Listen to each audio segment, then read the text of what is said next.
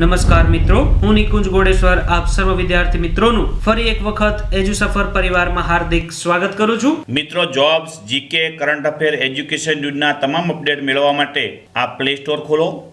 Play સ્ટોરમાં જઈ search બોક્સમાં EDUSAFAR લખી સર્ચ કરો. પહેલી જ એપ્લિકેશન આવશે એને આપ ઇન્સ્ટોલ કરો. ઇન્સ્ટોલ કર્યા પછી ઓપન કરો અને એની અંદર તમામ jobs, GK, news, current affairs, video, technology, માધ્યમિક, પ્રાથમિકને લગતું મટીરિયલ આપ મેળવી શકો છો આપના મોબાઈલમાં. આજનો આપણો મુદ્દો રહેશે એ છે વાતાવરણના દબાણ પર અસર કરતા પરિબળો. એની આજે આપણે વિસ્તૃત ચર્ચા આ વિડિયો લેક્ચરમાં કરવાના છીએ. તો સૌથી પહેલા આપણે એ જાણવું પડે કે દબાણ પર અસર કરતા પરિબળો જો આપણે ભણવા હોય તો દબાણ શું છે એ આપણે સૌ પહેલા સમજી લઈએ. તો આપણે સૌ જાણીએ છીએ કે જે પૃથ્વીની સપાટી છે, આ પૃથ્વીની સપાટી પર જુદા જુદા ભાગો આવેલા છે અને આ જુદા જુદા ભાગો છે ત્યાં વાતાવરણનું દબાણ અલગ અલગ હોય છે.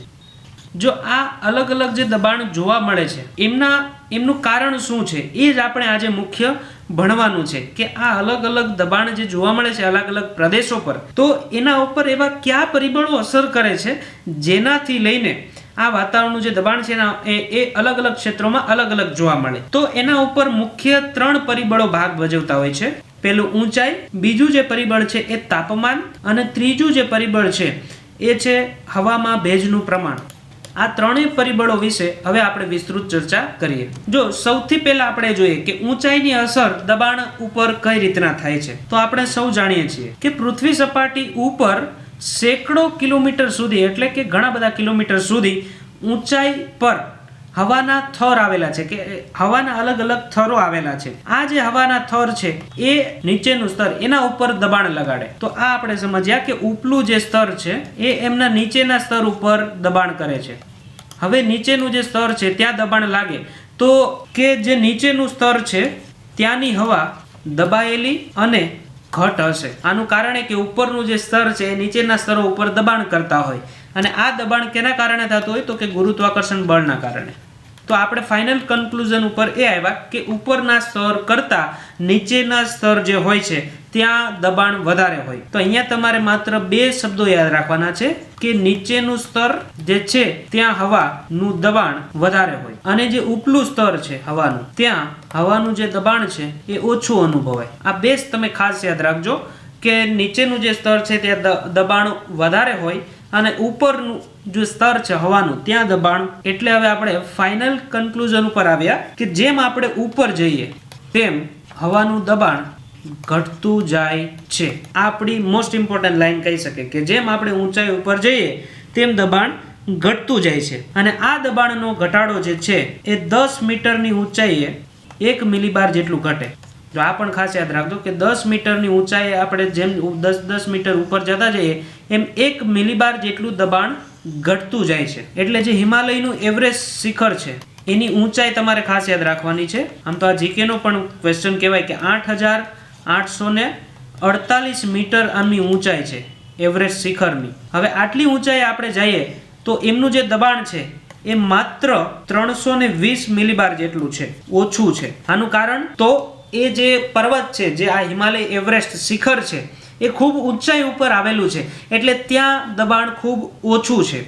કેટલું ઓછું છે તો કે 320 મિલીબાર જેટલું ત્યાં દબાણ આવેલું છે. તો આ કોન્સેપ્ટ હવે તમને ક્લિયર થઈ ગયો હશે. માત્ર એટલું યાદ રાખવાનું છે કે જેમ આપણે પૃથ્વી સપાટીથી ઉપરની તરફ જઈએ એમ દબાણમાં ઘટાડો થાય છે. ત્યાર પછી બીજું આપણે ભણીએ કે તાપમાનની દબાણ ઉપર શું અસર થાય. તો અહીંયા તમારે એ યાદ રાખવાનું છે જો જેમ તાપમાન વધે એમ હવા હોય છે એમ હવાનું પ્રસરણ થાય અને આ પ્રસરણ થવાના કારણે હવા પાતળી અને હલકી બને છે. આ જો તમે સમજી લો કે જેમ જેમ વાતાવરણમાં તાપમાન વધારે એમ હવાનું પ્રસરણ વધારે થાય અને પ્રસરણ થાય એટલે હવા પાતળી બને અને એ હલકી બને. તો પાતળી અને હલકી હવા હોય તો એનું દબાણ ઓછું હોય. પછી બીજો મુદ્દો એ છે જેમ તાપમાન ઘટે એમ હવા ઠંડી બને અને સંકોચાય. હવે આ સંકોચનના કારણે એ હવા ભારે બની જાય. હવે તમે જાણો છો એ રીતના જ્યારે હવા ભારે હોય તો એનું દબાણ વધારે હોય. તો તો આ બંને વાત આપણે જોઈ, તાપમાન વધારો અને તાપમાન ઘટાડો. તો એના ઉપરથી આપણે ફાઇનલ કન્ક્લુઝન ઉપર એ આવીએ કે જેમ તાપમાન વધારે એમ દબાણ ઓછું, અને જેમ તાપમાન ઓછું એમ દબાણ વધારે. તો અહીંયા એટલું યાદ રાખવાનું, તાપમાન અને દબાણ વચ્ચે વ્યસ્ત પ્રમાણ છે. તાપમાન અને દબાણ વચ્ચે વ્યસ્ત પ્રમાણ છે. આ તમે એક સૂત્ર યાદ રાખી લો તો તમને આરામથી સમજાઈ જાય આ કોન્સેપ્ટ. હવે હું તમને એમ કહું કે ધ્રુવીય પ્રદેશ છે ત્યાં દબાણ કેવું હોય, તો તમારે વિચારવાનું કે ધ્રુવીય પ્રદેશ તો ત્યાં તાપમાન ઓછું, કારણ કે ત્યાં ઠંડી વધારે હોય બરફના કારણે. તાપમાન ઓછું તો દબાણ વધારે. હવે આ જ રીતના આપણે બીજો મુદ્દો જોઈએ કે વિષુવવૃત્તીય પ્રદેશ. કે વિષુવવૃત્તીય પ્રદેશ તો ત્યાં તાપમાન વધારે. હવે તાપમાન વધારે તો હવા હલકી થઈ જાય, એનું પ્રસરણ થાય એટલે દબાણ ઓછું. આખો મુદ્દો હવે તમને ક્લિયર સમજાઈ ગયો હશે. માત્ર એટલું યાદ રાખવાનું, તાપમાન અને દબાણનો વ્યસ્ત પ્રમાણ છે. હવે બીજો એક આપણે કોન્સેપ્ટ સમજીએ કે જો દિવસે દબાણ ઓછું હોય, દબાણ ઓછું હોય એનું કારણ શું? કારણ કે દિવસે તાપમાન વધારે. અને બીજો મુદ્દો આપણે એ પણ યાદ રાખવાનું કે રાત્રે વાતાવરણનું દબાણ વધારે હોય. હવે આ દબાણ વધારે હોય તો એનું કારણ શું? કારણ કે રાત્રે હવા ઠંડી હોય, વાતાવરણ ઠંડુ હોય, સૂર્યનો પ્રકાશ મળતો ન હોય, એટલા માટે વાતાવરણ ઠંડુ છે, તાપમાન ઓછું છે તો દબાણ વધારે. હવે તમે બહુ સરસ રીતના મુદ્દો સમજી ગયા છો કે તાપમાનની દબાણ ઉપર કઈ રીતના અસર થાય છે. ત્યાર પછી ત્રીજો મુદ્દો આપણે સમજીએ કે ભેજની અસર દબાણ ઉપર કઈ રીતના થાય. તો અહીંયા એટલું માત્ર યાદ રાખવાનું છે તમારે કે ભેજ જે છે, ભેજ એ હવાના બીજા વાયુઓ કરતા હલકો હોય છે. તો આ જેમ હવામાં ભેજ વધારે, આ ભેજનું પ્રમાણ વધારે હોય તો હવા હલકી થાય, કારણ કે બીજા જે વાયુઓ છે એના કરતા ભેજ ઓછી જગ્યા રોકે અને વધારે હલકો છે, એટલા માટે હવાને હલકી બનાવે. તો આ હવા હલકી બની જાય અથવા પાતળી બને તો દબાણ ઓછું. આ પણ યાદ રાખવાનું છે કે જેમ હવામાં ભેજ વધારે એમ દબાણ ઓછું, અને વાતાવરણની હવામાં જેમ ભેજનું પ્રમાણ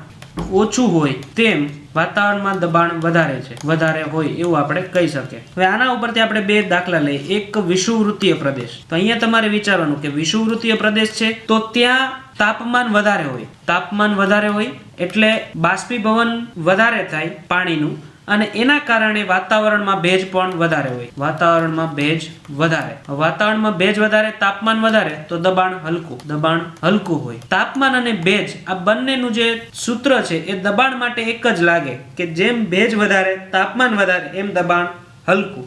બીજો દાખલો આપણે લઈએ ધ્રુવીય પ્રદેશનો. જે ધ્રુવીય પ્રદેશ છે ત્યાં તાપમાન ઓછું. હવે તાપમાન ઓછું હોય તો ભેજનું પ્રમાણ પણ ઓછું જ હોય. આ ભેજનું પ્રમાણ ઓછું તો દબાણ વધારે. આ તમારે હંમેશા યાદ રાખવાનું કે તાપમાન અને ભેજ આ બંને દબાણ સાથે વ્યસ્ત પ્રમાણમાં છે.